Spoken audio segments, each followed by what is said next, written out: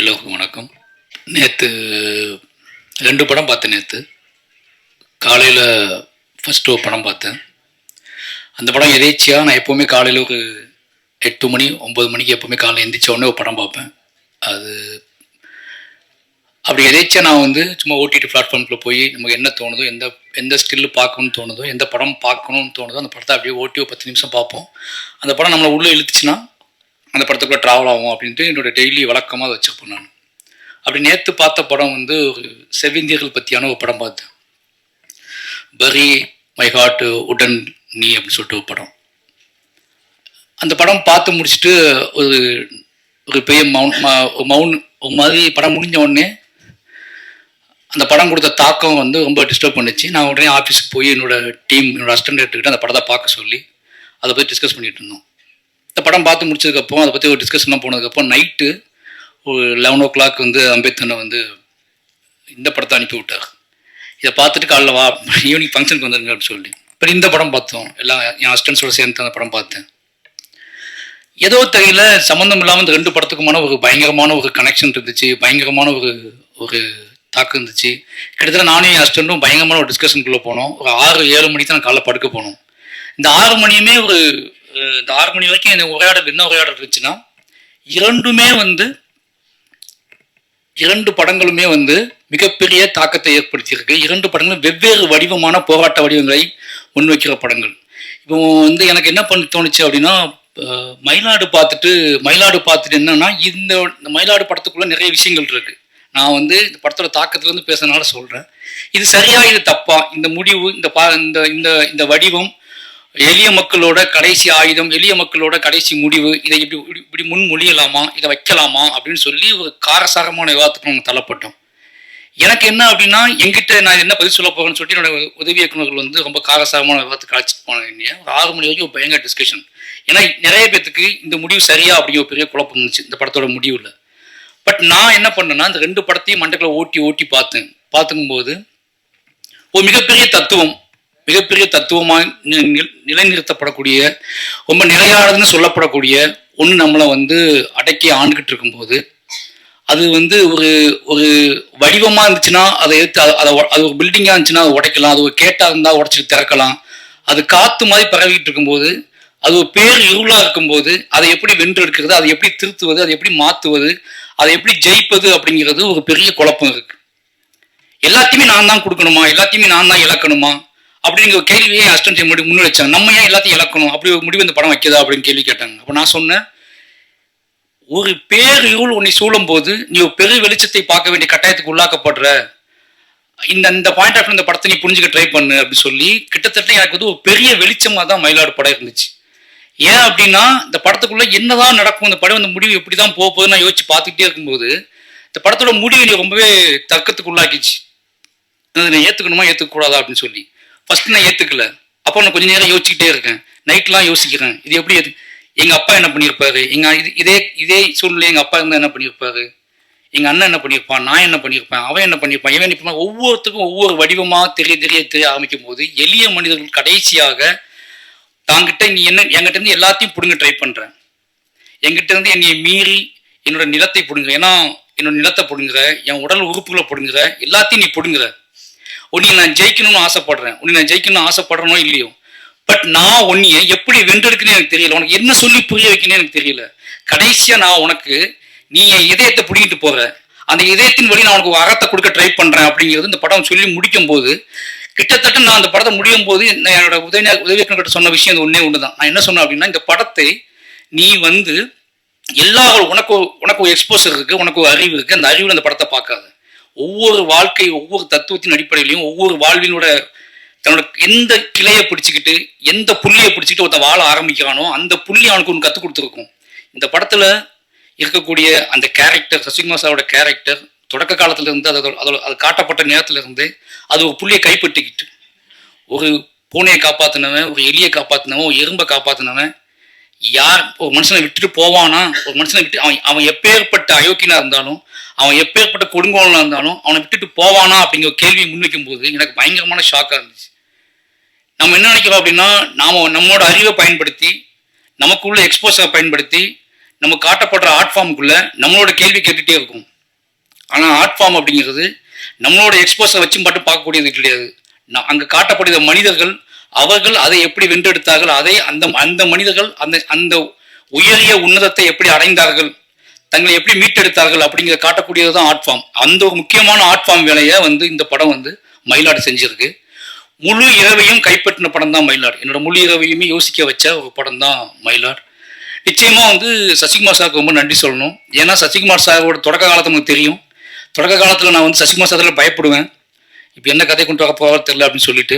ஆனால் ஒரு கட்டத்துக்கு அப்புறம் அவர் கொண்டு வந்த கதைகள் எல்லாருமே கிட்டத்தட்ட யாரும் பண்ணாத எந்த பெரிய ஹீரோவும் இவ்வளோ மார்க்கெட் இருக்கக்கூடிய ஹீரோக்கள் பண்ணால் பயப்படுற கதாநாயகர்கள் கூட கொண்டு வந்தாரு. நந்தனோட உச்சம், அயோத்தி உச்சம், இப்போ மயிலாடுகிற உச்சம், டூரிஸ்ட் ஃபேமிலி அதே மாதிரி தான்.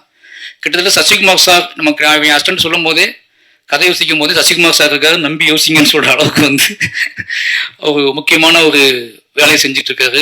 அதுக்கப்புறம் ஆர்டிஸ்ட் அவங்க சைத்தன்யா, சைத்ராவா, கோயில்பட்டி பொண்ணு மாதிரியே இருந்தீங்க. அப்படியே கோயில்பட்டி பொண்ணை நடிக்க வச்ச மாதிரி ஒரு ஃபீல் இருந்துச்சு. ரொம்ப சந்தோஷமாக இருந்துச்சு. ஏன்னா நீங்கள் நிச்சயமாக அவங்க சொன்ன மாதிரி குரூப் சொன்ன மாதிரி உங்களை தகவல் விட மாட்டாங்கன்னு நம்புகிறேன். ஓகேங்களா? அப்போ சாண்டோல்டன் இந்த பாட்டு படம் பார்க்கறதுக்கு முன்னாடியே எங்கள் வீட்டில் கேட்டே இருப்பாங்க. அந்த ஒரு பீட் மட்டும் நெஞ்சில் விழுந்துக்கல, அது கேட்டே இருப்பாங்க. சாண்டோல்டன் எனக்கு ரொம்ப நெருக்கமாக எனக்கு பிடிக்கும். என்ன அப்படின்னா சாண்டோல்டன் எப்பவுமே ஒரு சின்ன வயசுல நம்ம அம்மன் கோயிலில் உட்காந்து திண்ணியில் உட்காந்து அந்த ஒரு ஒரு தரையை தட்டி பாட்டு பாடி இருப்போம். நம்ம கூட அண்ணனோ தம்பியோ பாட்டு பாடி நம்ம ஞாபகத்தில் இருந்துகிட்டே இருப்பாங்க. அப்படி நம்ம கூட ரொம்ப நெருக்கமாக இருந்து பாட்டு பாடிட்டு இருக்க ஒரு ஆள் மாதிரியே சாண்டோல்டன் தோணுவார். அவருக்கு ஒரு சந்தோஷமான மகிழ்ச்சியான நன்றியை தெரிவிச்சுக்கிறேன். அதுக்கப்புறம் அம்பேத்தனை என்ன சொல்றது, அவர் ரொம்ப உண்மையாகவே சினிமாவை ரொம்ப பேஷனாக பார்க்குறாரு. அவர் சொல்கிற கதை, அவர் சூஸ் பண்ண கதை எனக்கு ஆச்சரியமாக இருக்கும்.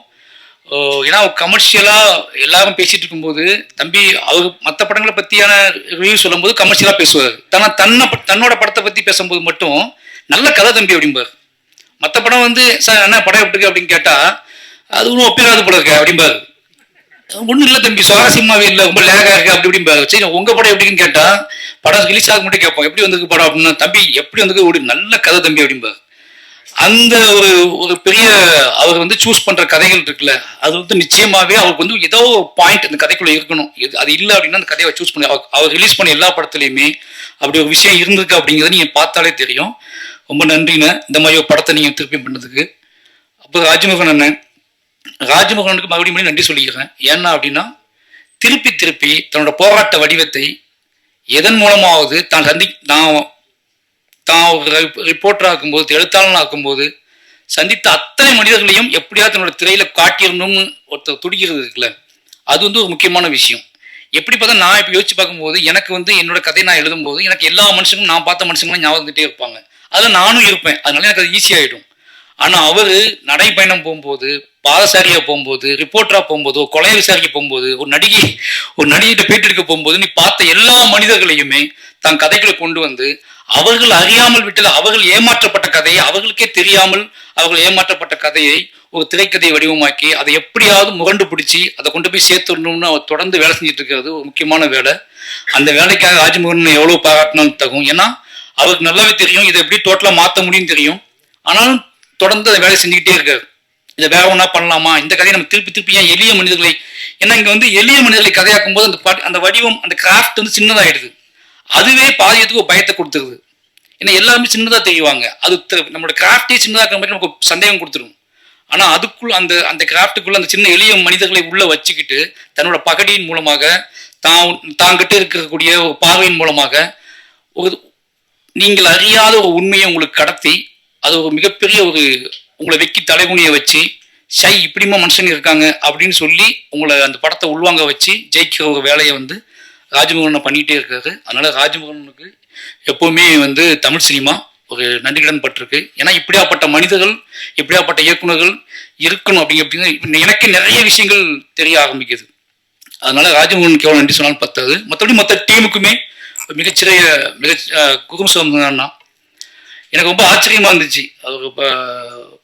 அது ராஜ்மோகன் எப்படி அது இந்த ஏதோ யூனிவர்ஸ்னு சொல்லுவாங்களா, அந்த யூனிவர்ஸ்ல இருந்து வேற உருவம் கொண்டு ஜோக்கர் கிளம்பி வந்து அதுக்கு ஜோக்கர் கெட்டப்ப அவங்களுக்கு கொடுத்துருக்காங்க. ஜோக்கர் படத்துல ஒரு கெட்டப்புக்குள்ள நம்ம அந்த ஜோக்கர் அந்த கெட்டப் போட்டு நீங்க உங்களோட பாடி லாங்குவேஜ் உங்க ஸ்டைல் அது ரொம்ப என்ன சொன்னா